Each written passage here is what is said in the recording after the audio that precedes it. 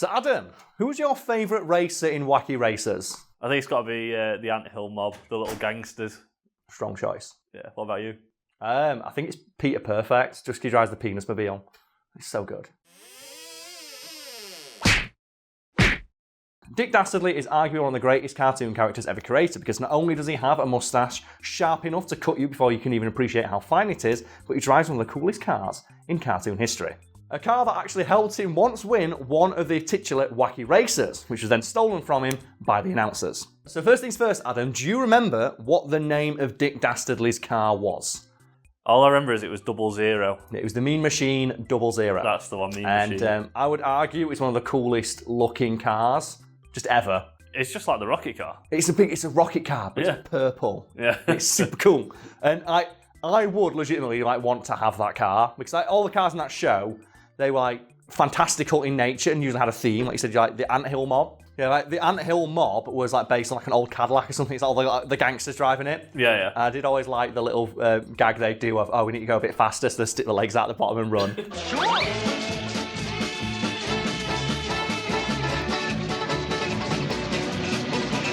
And then you had what was it? The Slag Brothers. Who wrote the boulder. They wrote a boulder car and they'd hit it with the clubs. Now at this moment, it's #1, the Slag Brothers in first place. Yeah. And then obviously I had Peter Perfect and his penis mobile.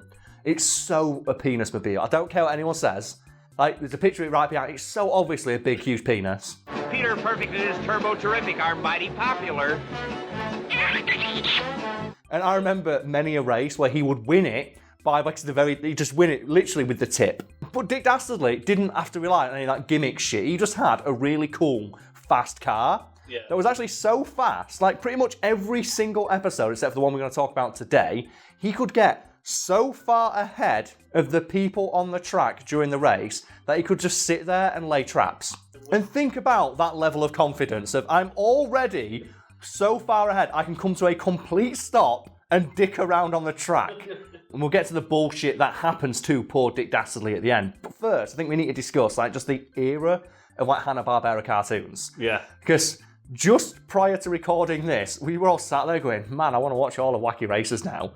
And we're legitimately contemplating buying the DVD. So if you've got any favourite old cartoons from that era that you just see on TV and just go, yeah, I really like this, and just sit down and watch it. I mean, at the minute, me and Ish have been binging South Park from start to finish. Yes. So going back, but if you want to go back to a classic, another Hanna-Barbera on Scooby Doo. Oh, man, Scooby Doo. I could just sit and just watch it. Scooby Doo is so fucking good. How has it been that consistently good for 50 years? It's amazing. What is it? What's New Scooby Doo? I think is the one that I remember, which is so good. I don't get how something that formulaic stayed as good as it did.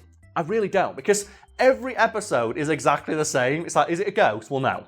It's obviously not a ghost. But you just you sit there as a kid and go, but it might be a ghost this time. And it's never a ghost, but it might be. Did you ever see the theory that Scooby Doo exists in this hellscape universe where just unemployment is through the fucking roof? Because someone broke down the entire original series of Scooby Doo and said every single place they go to is either run down or closed. Every theme park, every hotel, every place of gathering is just closed, dilapidated. And usually the people who are pretending to be a ghost are only doing it to attract people to make some money.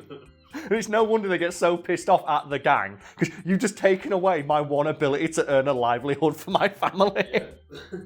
It's so fucking good. So, man, who's your favourite Scooby-Doo character? It's got to be Shaggy. Shaggy, man. So good. I fucking love Shaggy. Because I can kind of relate to him with my hairstyle. Yeah. Who's that guy you look like? That comedian? Alan Cochrane.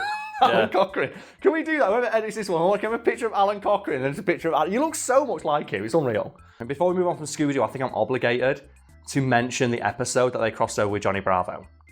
Yeah. No one remembers that, and it's super fucking good because it contains one of my favourite jokes of all time in anything, which is Velma and, Johnny Bravo bump into each other, and Velma drops the glasses, and Johnny Bravo drops his glasses, and Velma's on the floor, my glasses, I can't see without my glasses. Johnny Bravo, my glasses, I can't be seen without my glasses. Oh, it's so good! That's such a good line! Why is that in a shitty cartoon that no one remembers? My glasses! I can't see without my glasses! My glasses. I can't be seen without my glasses. So going back to Wacky Races then, Yes. you said Dick Dastardly actually wins a race. He does, yes. And at the end of the episode, he crosses the finish line. He crosses the finish line before anybody else. You see it. You see his car go across the line. But here comes Dick Dastardly with a last-minute burst of speed.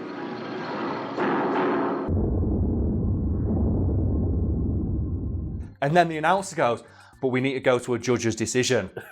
It's like, no, fuck you, judge's decision. I remember I watched this episode as a kid and I got mad fucking salt about this episode because what happens next is they go, oh, we're going to go back to an instant replay. And they show an instant replay and Dick Dastardly's car is very clearly back behind where it was originally and it shows Joey's nose cone going across the line. Which didn't happen in the actual clip we just saw with our eyes. Uh-oh. Notice the front of Dastardly's car. And they say, oh, he cheated, take his win away from him. They say, no, that's doctored fucking footage. We saw him go across the line. And the reason I remember getting so mad about that is because they say, oh, it's cheating because he's made his car longer than it needs to be.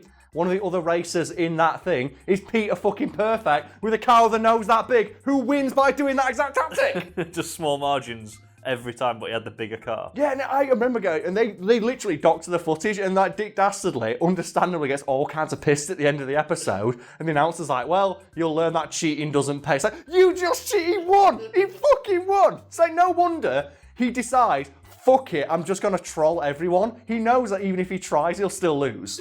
And I really relate to that. Oh, hi Lucas. Hi. Have a good shit? Yeah. Do you wash your hands more in 20 seconds? Good, yeah. Good. I think that was the most unnerved I've ever been when I came into the office and every single surface just has something like coronavirus. I'm like, thanks. I come to the office to relax and I drink a beer and now I feel really fucking on edge. But I would legitimately not be surprised if they did a gritty reboot of Wacky Races and it's just Dick Dastardly sat in a bar like, I won one. Did I say, yeah, we know, Dick, you did win one. It's like, and like that. It's like, no, I fucking did. I won though. I really did. Like the clip will go in, and I'm hoping the audience sees why I'm getting so animated and pissed off about it. 'Cause I watched this as a kid. I remember yelling at my TV, but he won. And then the announcer's like, oh, he cheated. It's like, no, he didn't. That's not the right footage. You've got it mixed up. And I was getting really irate. And then years later, that's why I don't mind when you see little kids yelling at Dora on the TV. Yeah. It's like, yeah, I understand, kid. I was the same way. It was Wacky Races and not Dora going, can you see where Swiper is? Well, speaking of, just bullshitting cartoons, how much do you know about Dora the Explorer? Minimal. Okay, so do you know about Swiper? No. Anyone know anything about... okay, well... Do you watch Dora the Explorer, Karl? Well, I had a little sister who watched it, yeah. And, well, Swiper... Swiper is, I think he's like a weasel who steals things. And Dora always says, swiper, no swiping. Which is obviously a good lesson for little kids. Yeah. Don't steal shit. But she says that to him in one episode when Swiper's in his own house.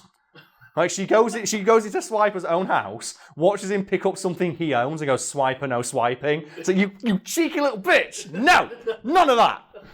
And then another one is, are you familiar with Tricks?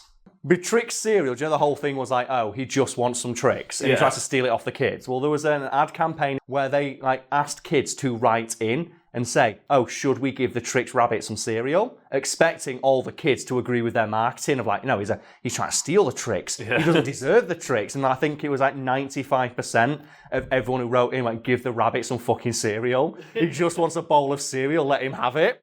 So that's what is it, Coco Pops? Yeah. They had adverts for that. Who is it in Coco Pops adverts who was trying to steal the Coco Pops?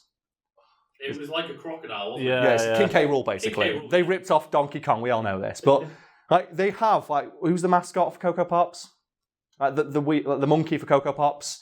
And he's like, oh yeah, we need to stop this alligator or crocodile from stealing, the Coco Pops. It's like, what? They just let him have some fucking seats everywhere. There are lakes of this shit. Just let him have some fucking cereal.